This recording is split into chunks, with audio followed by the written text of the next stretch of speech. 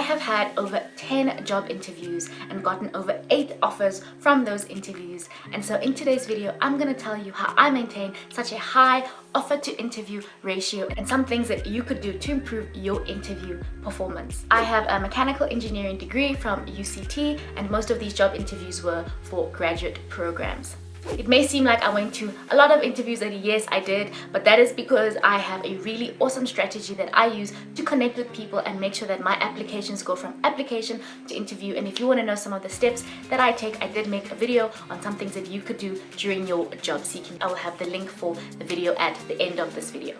But let's go into the interview performance strategy. Stay tuned until the end because that is where I share my best and worst interview experience. The first thing I do before any job interview is hectic research. I stalk this company. I go through their company website, which is pretty obvious, and I make sure to go through the mission and the values of the company to see what they really stand for and care about as a company. Then I will go through and check to see if there are any reviews about the company left by previous employees that have worked there. Now, Indeed is great. There oftentimes are people that have left lots of reviews and they tell you what positions they were working in and the reviews. They also leave salaries as well. My favorite is on Glassdoor when they leave the interview experience that they had, and I've learned so much from doing that research. You want to be as thorough as possible in your research to try and gather as much information about this company as you can. The next thing I do is I go on LinkedIn and I find the company. I also look at the employees that have worked at the company. I look at what they studied, what universities they went to, and I love when I can find someone who is also a graduate or in the same level that I am at the time, and I'm able to see how long they've been working there. Sometimes they'll put job descriptions of what it is that they're currently doing, what they're up to, and that gives me a really nice picture of what the position will entail. And sometimes if I'm feeling brave, I will even go as far as connecting with some people that work at that company. The next thing I do before a job interview is I practice speaking in front of a mirror to see how I am presenting myself. Now, I used to do this a lot in the first couple of interviews, but at this stage I don't do it as much because, as you can tell from this channel, I've gotten used to speaking in front of people. And yes, this is not something I think I was born with. I think this is something that developed from practicing over and over again and being to so many interviews that I sort of just got used to it. But if you haven't been to that many interviews, or if you haven't been to an interview in a while, like you're a bit rusty, I would suggest you practice speaking in front of a mirror to see your mannerisms, how you're acting, your posture as well. And if you want to be extra, you can also record yourself to see how you feel. Now, for me, the toughest question in the interview is the one right at the beginning where they ask, "So tell us about yourself." I hate that question. I really hate that question. This is something that sets the tone for the interview. It gives them an idea of who you are, and I find that it often really sets the tone for the rest of the interview. So you want to make sure you nail this portion of the interview, and the best way to do that is to practice in front of a mirror. A main thing for me that helps me in job interviews is to be as prepared as possible. And if I have prepared this answer in advance,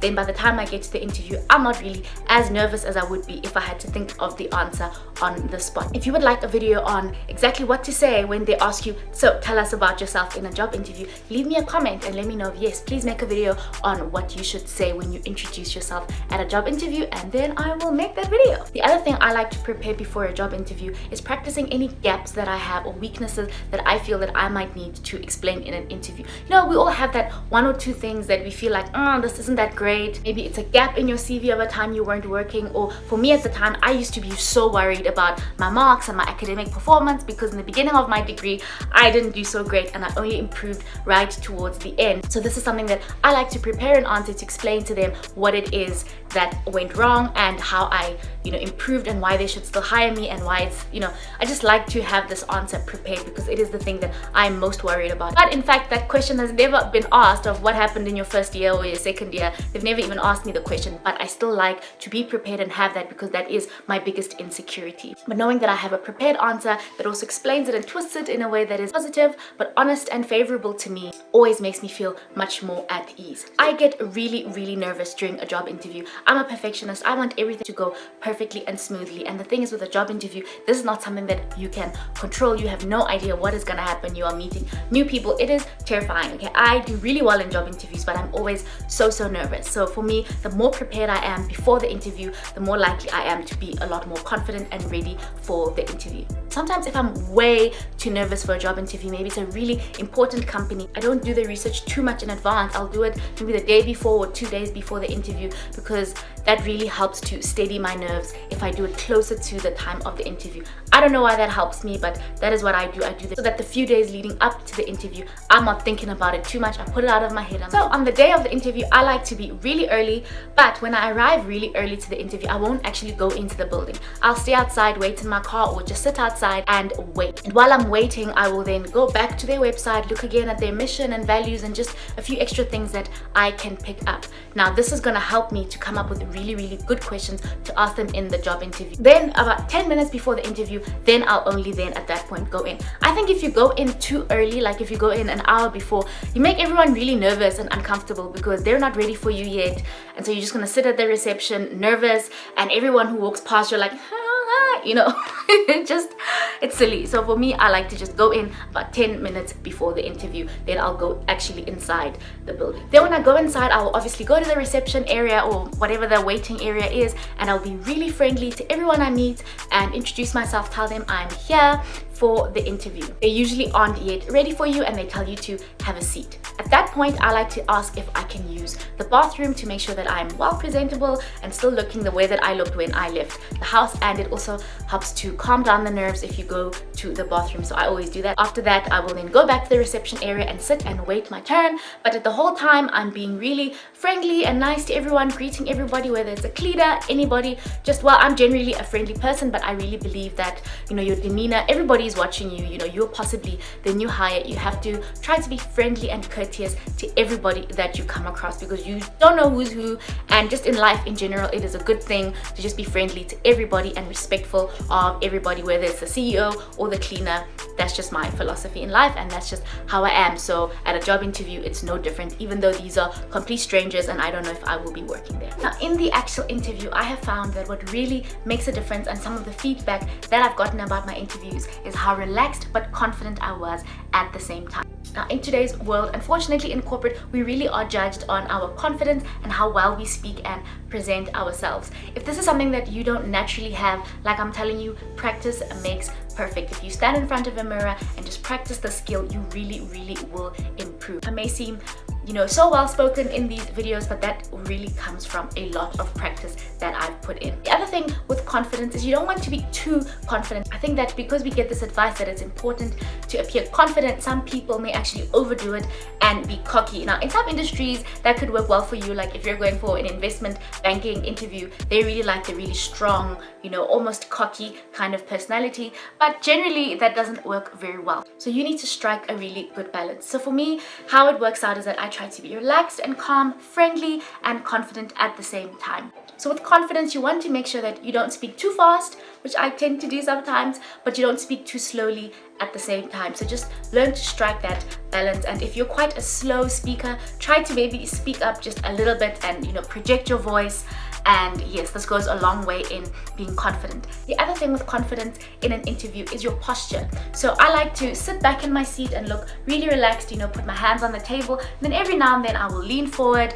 But yes, I like to have a really good posture. I don't generally have a good posture in real life, but in an interview, it's important to sit up straight and sit back in your chair so that you seem relaxed. So yes, for me, that is a very important. In corporate, they want people that are confident, well-spoken, speak up. It's not about your accent, okay? If you don't have the best accent, that's fine, but just make sure you speak up. Don't speak with a really soft voice, you know, like speak up, project your voice, and yes, that will go a really long way. So don't worry too much about your accent. You know, we're black, we're in South Africa. If your accent isn't perfect, that's perfectly fine, but don't speak with a small voice, rather speak up and speak loudly.